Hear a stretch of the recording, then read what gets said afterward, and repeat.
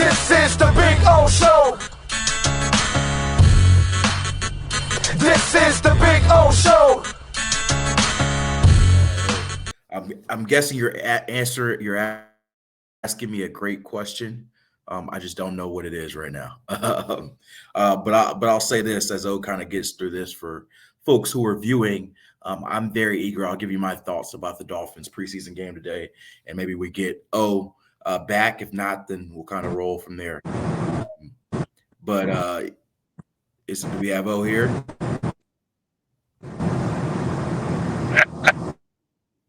I think you're still breaking up. Oh, man. Lordy, I love it. I know, man. I'm sorry. I we just did an interview with Manny, and it went perfect.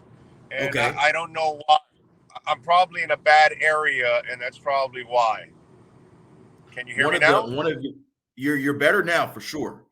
You're definitely better. So maybe we hit a tower now that we were probably in some kind of a dead spot. One of the viewers said you're Orlando El Choppy. Right.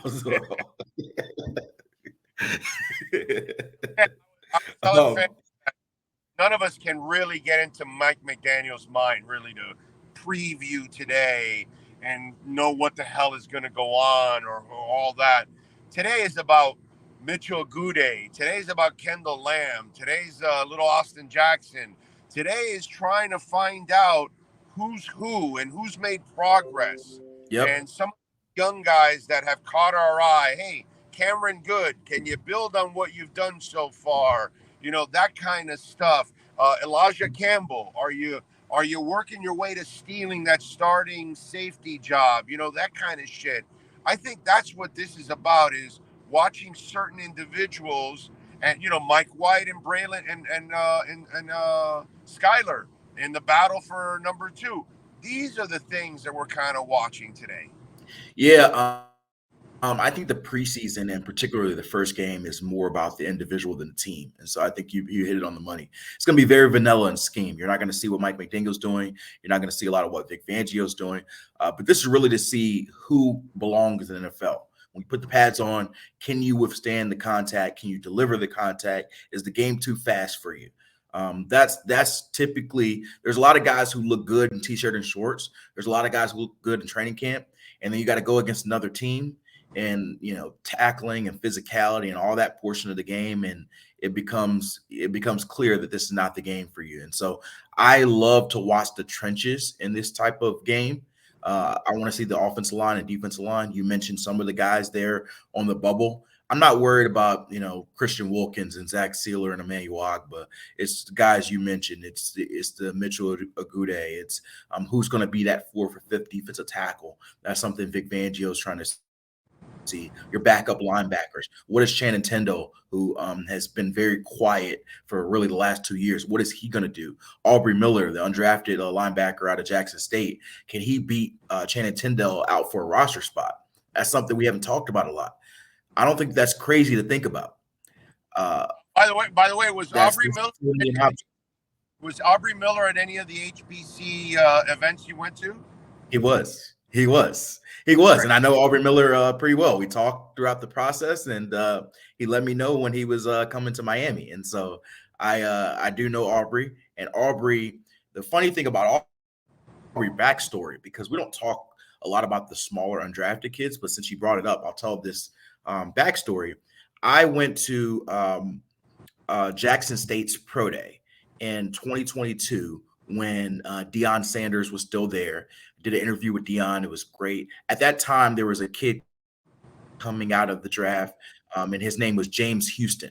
He ended up getting drafted by the Detroit Lions in the 6th round, and he had an amazing rookie season. I think he had 6 or 7 sacks. He had some sacks, some days where he had multiple sacks in a game. But what was interesting there is there's not a lot of prospects coming out of Jackson State.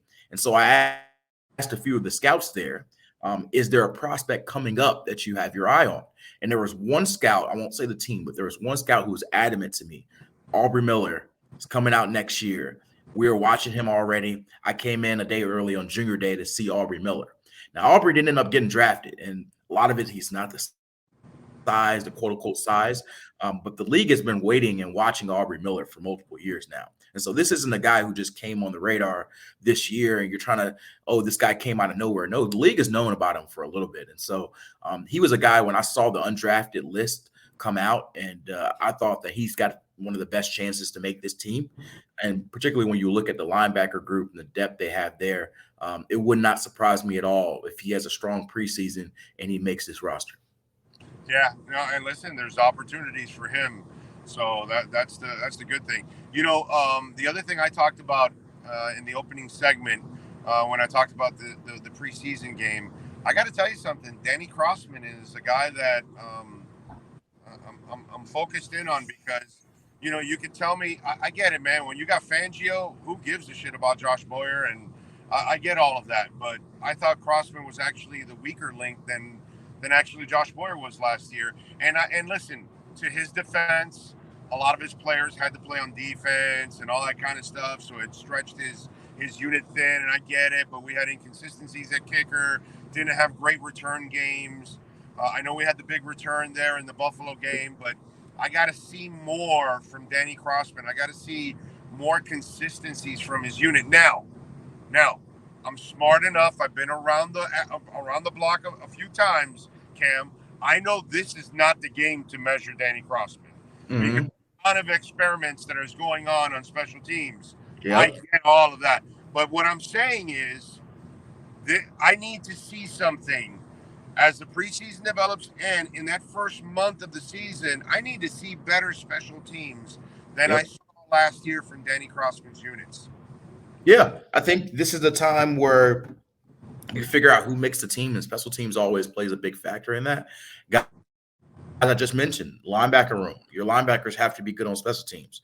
One thing that I think fans don't realize a lot of times is guys may not be the best 53 at their position, but they are best in their particular role. And like one thing I am watching, we talk a lot about the running back position, and you have Raheem Mostert, you have Jeff Wilson, you have Devon Achane, and then you have Salvon Ahmed and Myles Gaskin.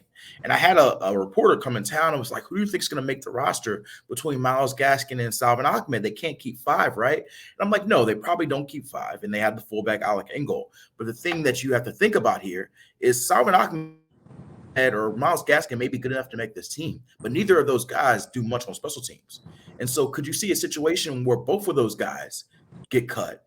Neither makes the team, and you go sign another 4th running back who is strictly a special team stud. He may not be better at running back than Myles Gaskin or Salvon Ahmed, but if you feel great about Raheem Mostert and Jeff Wilson and Devon Achane, then those 3 weren't going to play. Those other 2 weren't going to play anyway. And so I think you see some of those games being played here. And so you're not always competing just with the guys on your roster. You're competing with the other guys who are going to be on the waiver wire. There may be a team that's heavy at running back who drops a special teams ace that you go pick up. You might be talking about who's competing for the 5th or 6th wide receiver spot, and it may be a guy who's really good at blocking or really good at being a gunner who they go pick up. Same thing at linebacker and corner. Like a lot of times you don't see that. So that's why I think Larry Izzo was a terrible linebacker, bro. Yep. A terrible linebacker. But he was an elite special teams linebacker, special teams backer, or cover guy, or whatever the hell you want to call him. He was one of the best, and that's kind of the way it goes. Sometimes you get a trade off. Devin Hester, maybe the greatest returner in the history of the game, but he was kind of a mediocre wide receiver, and that's just kind of the way it is. You know what I mean? But he's a Hall of Fame returner, bro. Yes. So that's a great point. So those are elements I'm looking at in regards to special teams with Danny Crossman. You're not necessarily competing against your necks in your room. You're competing against, are you good enough compared to what else is out there?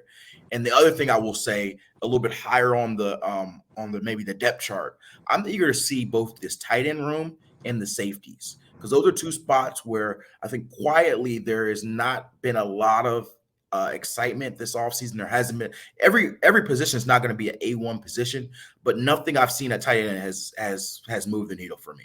They have a bunch of guys who are blocking. We're going to get Higgy with it, bro. And so and so the question is there an upgrade that you can find, or does somebody in preseason flash? Does a Eric Saubert or does a Tyler Croft or does Durham Smythe show more than they've shown so far? And then at safety, I don't know how much we'll see Brandon Jones coming off that knee. He may be a guy you wait till preseason game 2 or 3 with, but Deshaun Elliott, do we see any Trill Williams? Do we see any Elijah Campbell? Do these guys separate themselves at all?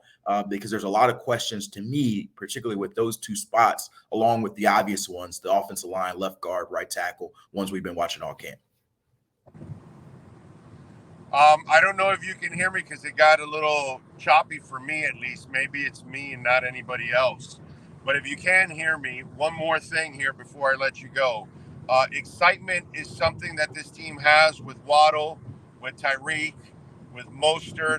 There's a lot of explosiveness. We're not going to see any of that explosiveness tonight, and there's no need to see any.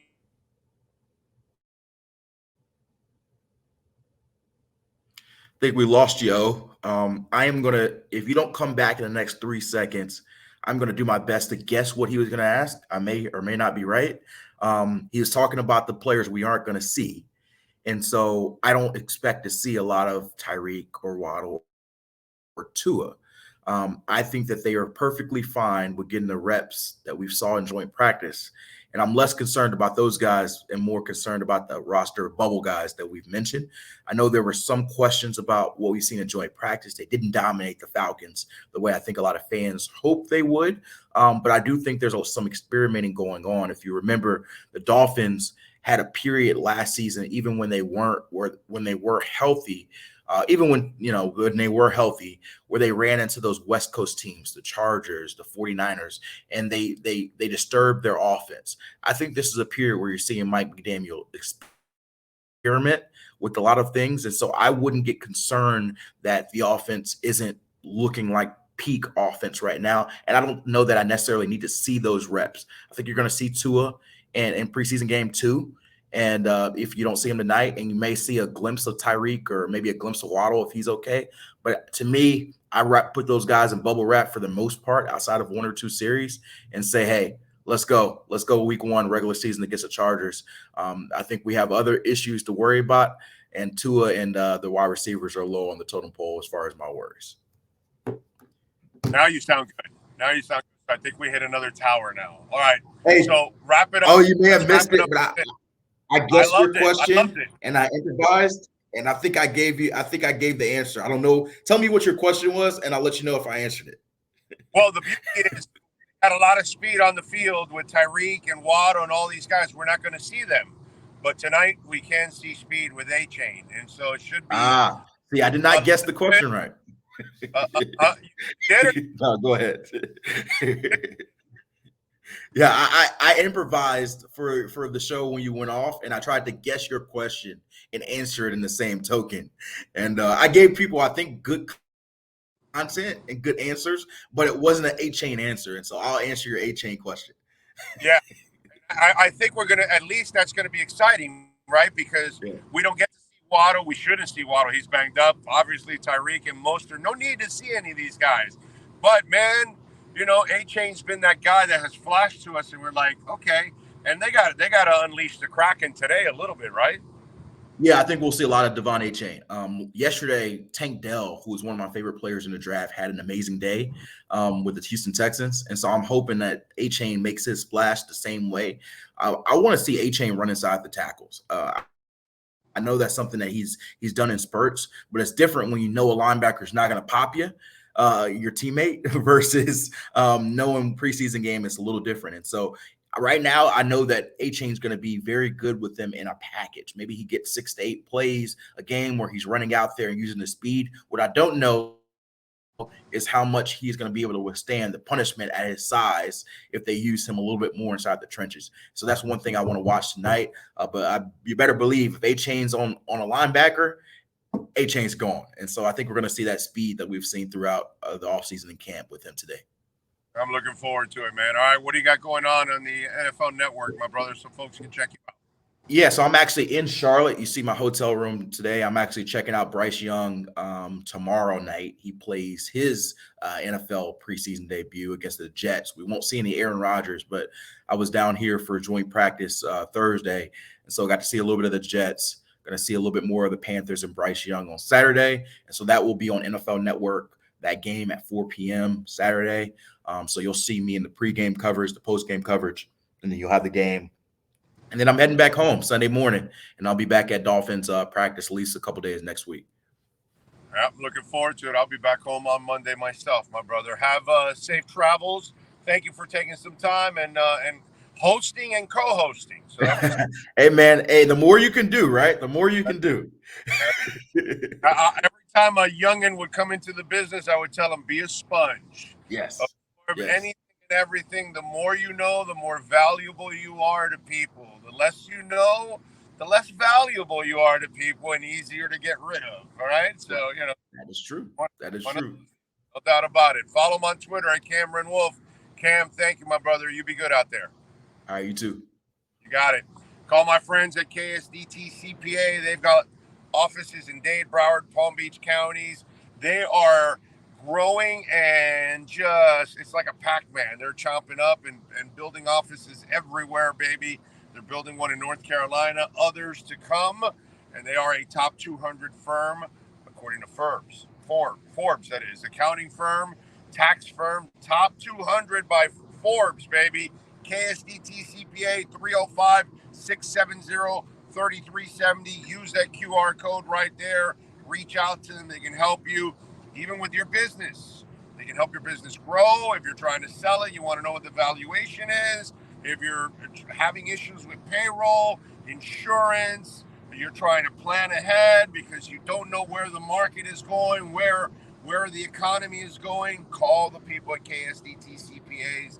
They will help you. They will help guide your business so you can be as strong as possible. These people are absolutely amazing. They also have a crypto department for you crypto folks like yours truly, 305-670-33.